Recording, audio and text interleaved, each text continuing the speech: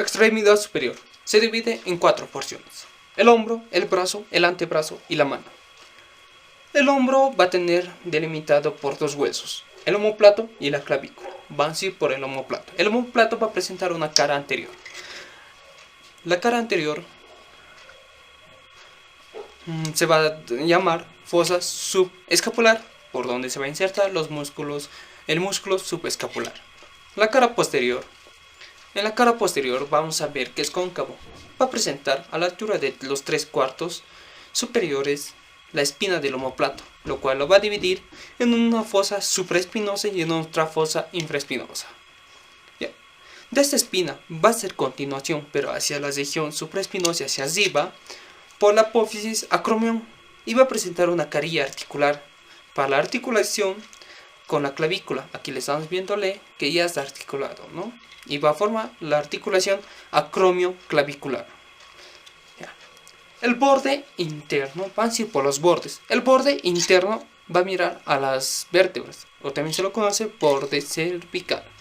El borde externo también se lo va a conocer como borde axilar o borde lateral. El borde superior va a ser presente en esto una escotadura coracoidea. Aquí no se lo puede delimitar, pero en una escotadura tipo U presenta. Los ángulos. Va a presentar 3 ángulos: un ángulo superior, que va a ser la unión del borde superior y el borde medial; un ángulo inferior, va a ser la unión del borde interno o también borde cervical con el borde externo, la unión; y un ángulo anterior. El ángulo anterior es muy delimitado por la cavidad glenoidea para la articulación con el húmero, así formando la articulación escápulo-humeral. También hay que reconocer que aquí va a sobresalir la apófisis coracoidea.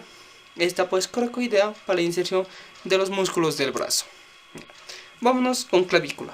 La clavícula es un hueso plano que está insertado en el extremo. Va a presentar 2 extremos, interno y externo. El extremo interno va a estar articulado con el esternón, el extremo externo con el acromion del omóplato.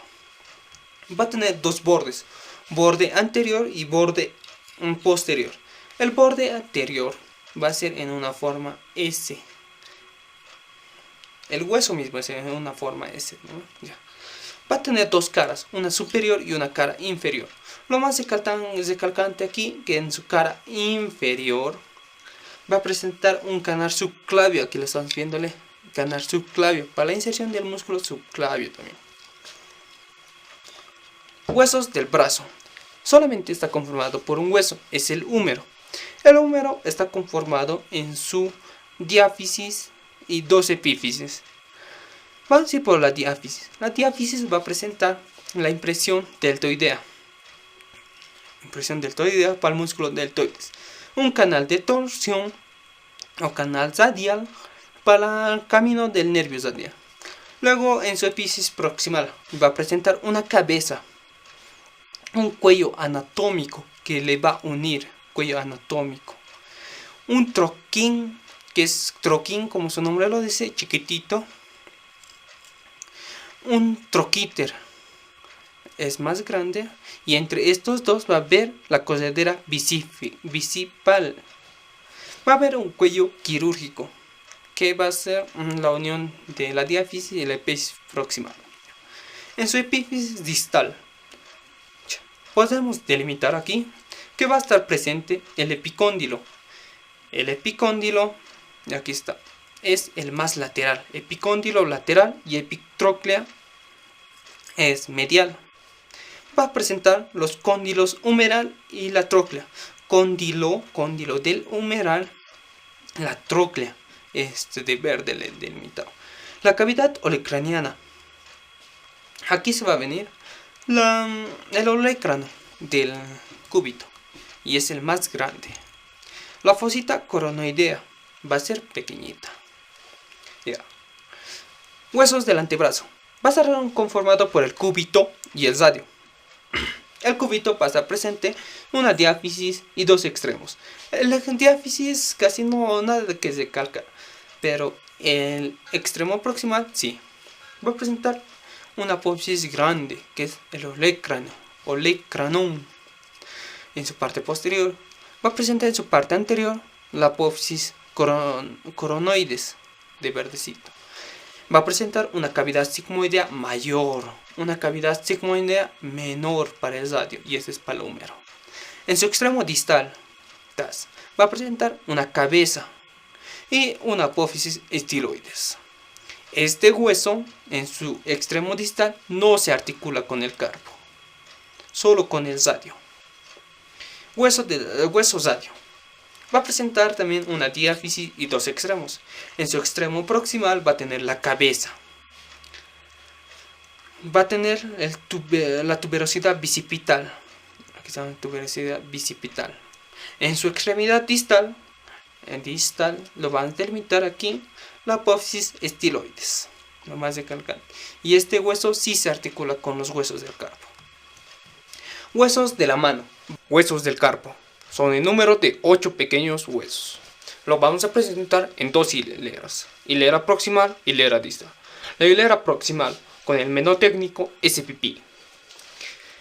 La E va a significar el escafoides. La C al semilunar. La pi al piramidal y la pi al pisiforme. La hilera distal vamos a presentar con el menor técnico trote gregorio, que va a ver la tro con trapecio, la T trapezoide, la gre con hueso grande, la gorio con ganchoso, termina en o. Vámonos a los huesos del metacarpo. Los metacarpo ya es esta fila. Vamos a ver que va a presentar una base proximal que se va a articular con el carpo y va a formar la articulación carpo-metacarpiana. Va a presentar un cuerpo. Va a presentar una cabeza distal. Va a formar con las falanges la articulación metacarpo-falángica. Característica principal de esta articulación que se les va a llamar nudillo. Y estos nudillos son la línea de combate. Huesos de la falange. Los huesos de la falange son el número de 14. 3 a cada dedo, con la excepción del dedo pulgar, que solamente presenta 2. Se lo va a presentar en partes: una base proximal, un cuerpo y una cabeza distal. Se lo va a presentar también en filas: la fila proximal, la fila media y la fila distal. La articulación entre estos dos se los va a llamar articulación interfalángicas.